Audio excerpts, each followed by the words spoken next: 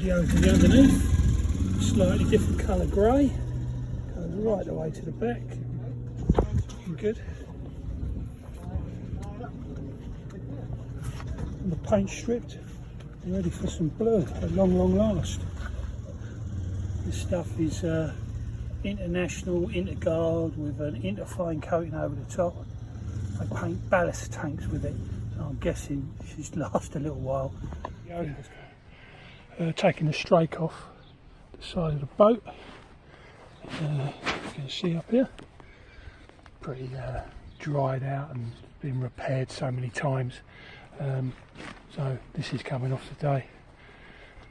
Take you around the other side, show you sun blaring around, so I might get a bit of better look. Here we go. You see we're all off here. Hundreds of holes that have all been weeping inside. Been drilled over 100 years. So there we go, that's the next job. Grind it all off like we ground off the bottom half and tidy it all up. And there's the shrapnel on the floor. Nice. Okay, today we've been working out where the plimsoll line goes by literally putting it where it was from the original plimsoll line. We took a measurement down every 500 and we played with it a bit because I don't think anything like this is absolutely perfect.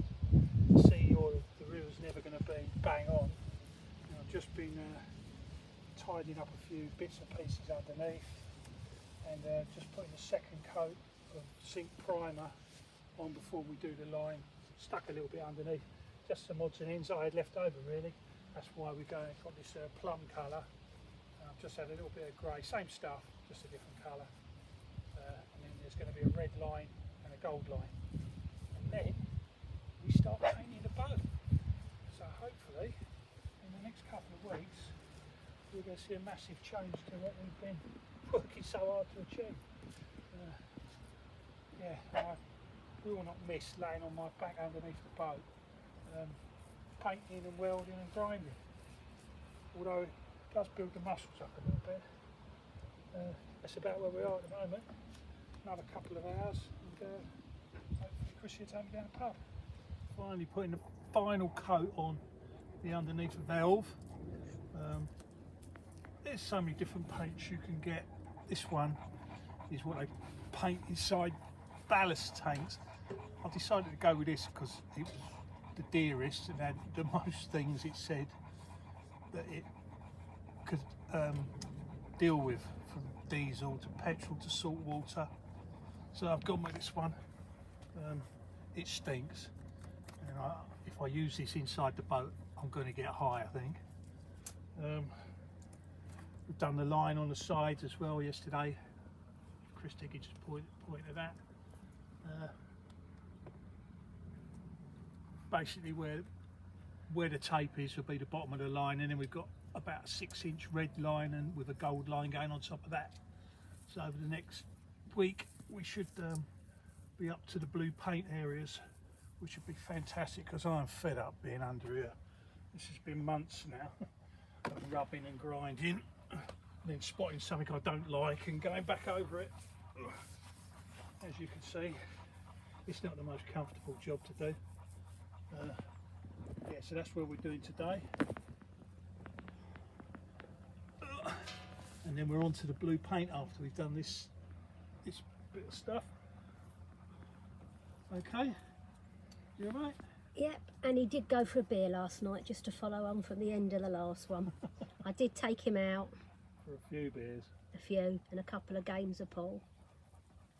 Alright, got rained off today, was doing a bit more paint on the outside of the boat, stripped the metal, down came the rain, so I don't know what's going to go on now. I've got it all tarped up. I'm hoping I'll get a couple of dry hours this evening, 5:30 now, Monday night.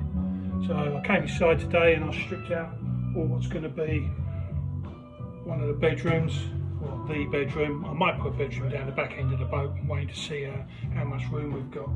So this is where we're trying to squeeze in a double bed or 2 single beds. And as you know, these boats are not really designed to have a double bed stuck in. It would be nice if we could achieve that. There we go. That's where we're at today.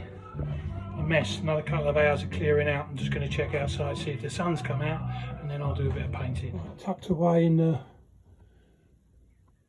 crew cabin of the boat, I'm going to try and restore the butterfly window. Frame's pretty solid, luckily. It's got loads of old holes in it. I've got to fill and pellet, and these are the frames. I've tried to glue this one back up a little bit, trying to save myself some work, but they are a little bit on the shoddy side, I must admit. And someone's put a big panel in these, and it's obviously too big to get wet and dry all the time, and we're getting some cracking on them. So what I've decided to do is I'm going to take these panels out. It's going to leave me with a frame, and then I'm just going to restore the frame to try and save myself some time. But as you can see, the cracks go right the way through. So I've just put some slots down. I did take one apart by hammering it, but unfortunately when I tried to hammer the next one, I took a chunk out of it. So there's a frame. So that's going to leave me with this. There's the frame. And I'm going to put a white panel in here. A white panel in this part.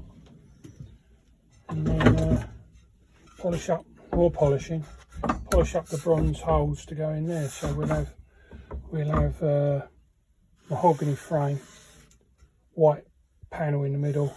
Then I'll CT1 or some sort of sticker flex caulking around it. So it should look quite nice, as close to original as I can get, really. Okay, that's what I'm at today. I'll give you another little video when I've got it all finished.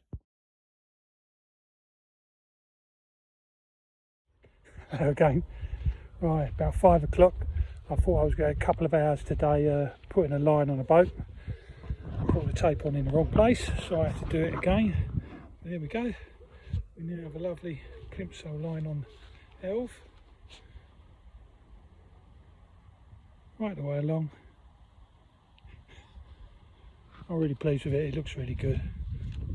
Walk over it, you can see the other side, but it's still in the lovely Kent sunshine. There we go. So we're all finished underneath, up to the plimsoll line, and we're going to move up onto the decks on Sunday, Monday. Start grinding down what's up there. That's going to go in white, and then we're going to hit the rest of the body with a coat of blue. It doesn't take too long to put the paint on. All the hard work's now been done. We've stripped, welded, re-riveted, done what we think needs doing to everything underneath that's in the water, and we're moving forward at long last and doing some lovely finishings, which I've been looking forward to so immensely. So I thought I'd treat myself today with a bit of work up on the deck, tidying up the front of the boat. Basically you've got some industrial welds that are a bit scruffier. You can see that down there. Can you see? Just here. So I'm laying down some beads over the top of it, and then you can check out that. So I'm grinding it all nice and smooth. I guess it's like me just being maybe a little bit anal, but that looks so much nicer. I've already done the other side. There's a couple of little touch-ups there, because if you leave some rust in there, you know, I put some epoxy coating on the other side, and I still managed to get a couple of little pinholes of rust, which I guess is the bits of slag or the rust that's left in. So what I'm doing is turn the arc welder right up and give it a blast and melt all the rust out back to fresh metal, and then I make that nice curve on there. That's what I've been doing. Oh, and an old flag, my finger there, yeah, the old flag post, brassy thing, it's gone, and we're going to have a nice little pointed bit of mahogany up the front here. I'm not sure if I'm going to have an emblem on it yet.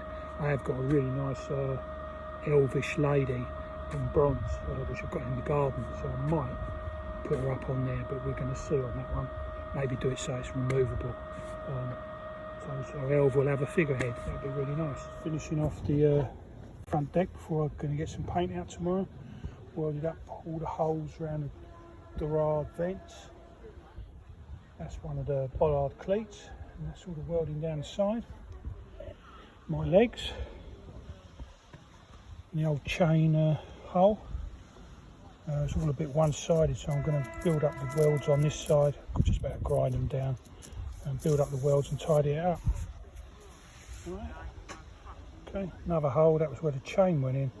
I'm trying to get it over this direction here, so because there's actually a chain box under here, so I'm going to try and get it into there.